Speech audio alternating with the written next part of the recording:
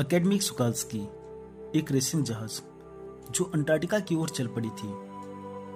यह यात्रा चेन्नई से शुरू हुआ और 9 time zones, 6 check point, 3 water bodies और 3 इकोसिस्टम को पार करते हुए लगभग 100 घंटे में दुनिया की सबसे सुंदर बर्फीला क्षेत्र पर पहुंच जाती है। हम में लगभग 52 लोग थे। दुनिया की आश्चर्यजनक जगह को देख करके सब के सब दंग रह गए। अंटार्कटिका, जहां दुनिया का 90% आइस मौजूद है। एक पल के लिए सोचा, अगर ये बर्फ पिघलने लगे तो मानव जाति का क्या होगा?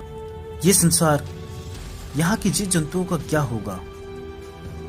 अंटार्कटिका दुनिया की एकमात्र ऐसी जगह है जो हमें यह जानने में मदद करती है कि हम कहां से आए हैं और हम कहां जा रहे हैं। अंटार्कटिका की बर्फों में आज भी लगभग 650 मिलियन वर्ष पहले जो जीव जंतु मर गए थे उनके कार्बन रिकॉर्ड्स हैं, जो हमें यह जानने में मदद करती है कि पृथ्वी का अतीत में जीवन कैसा होगा। और ये पिघलता हुआ बर्फ बताती है कि हम मनुष्यों ने किस तरह से ग्लोबल वार्मिंग को बढ़ा दिया है। यह पिघलता हुआ बर्फ और तेजी से बदलता हुआ यह वातावरण, हमारा पर्यावरण बता रही है कि आने वाले दिनों में हम मनुष्यों के साथ क्या होने वाली है।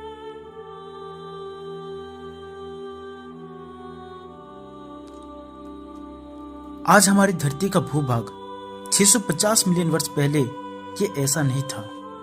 आज जहां अंटार्कटिका मौजूद है, वहां किसी समय गोंडवाना करके एक बहुत ही बड़ा, एक बहुत विशाल महाद्वीप हुआ करता था।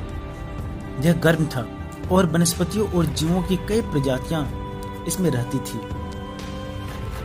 जिनमें डायनासोर जैसे विशालकाय जीव भी मौजूद था, जिन्होंने हमारी पृथ्वी पर लगभग 500 मिलियन वर्ष तक राज किया। फिर दुर्भाग्यवश एक एस्टेरॉयड के टकराने से डायनासोर की प्रजाति खत्म हो जाती है।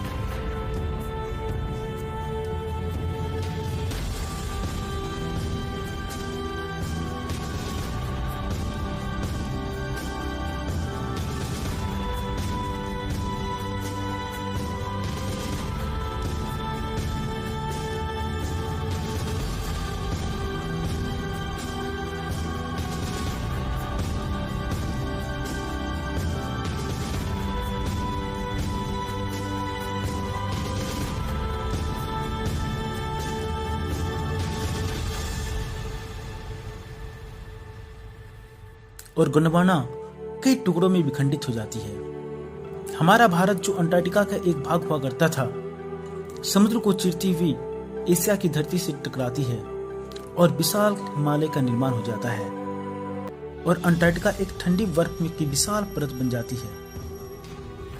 आज अंटार्कटिका पूरे विश्व का एक ऐसा भाग है जहां मनुष्य के द्वारा कोई बदलाव नहीं किया गया है। अंटार्कटिका एक ऐसी जगह है जहां 6 महीने दिन और 6 महीने रात होती है।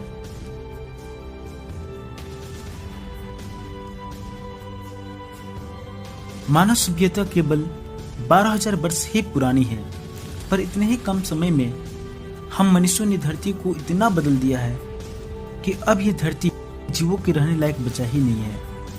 एक समय था जब इस धरती पर मनुष्य नहीं था, तब प्रकृति जीवों पर राज किया करती थी और हमारा धरती हरा भरा सा लगता था। लेकिन जब मनुष्य जैसे बुद्धिजीवी जीव मौजूद है, यह धरती जहरीले गैसों से, गंदगी से भर गई है, जो धरती की कई प्रजातियों को लुप्त कर दिया है। एक उदाहरण के लिए माइक्रोस्कोपिक फाइटोप्लैंक्टन ग्रास को ले लीजिए। यह एक सिंगल सेल ग्रास होती है।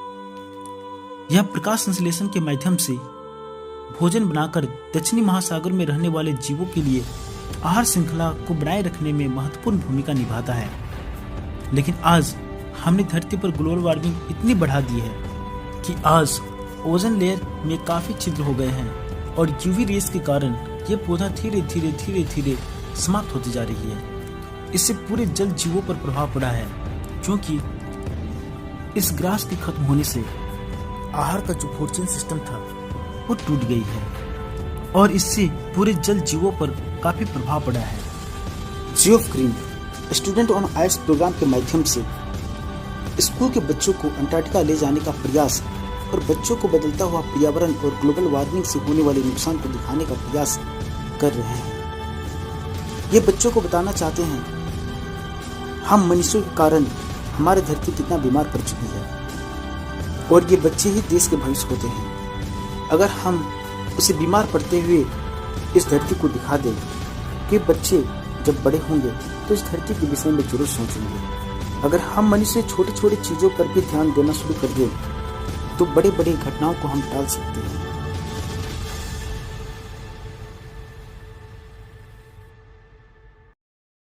दोस्तों, आपको ये वीडियो कैसा लगा? मुझे उम्मीद है कि ये वीडियो आपको अच्छी लगी होगी, क्योंकि इस वीडियो को बनाने में मैंने बहुत ही मेहनत किया है। मैं आपसे रिक्वेस्ट करना चाहूंगा, अगर आप हमारे चैनल पर न्यू है तो मेरे चैनल को सब्सक्राइब कर लीजिए। दोस्तों, आपके सपोर्ट के कारण आज हमने 1000 सब्सक्राइबर को अपने चैनल पे ऐड कर लिया है। इस तरह से आपका प्यार मिलते रहे, आप मुझे सपोर्ट करते रहे और मेरे चैनल को ग्रो करने में मुझे मदद करें।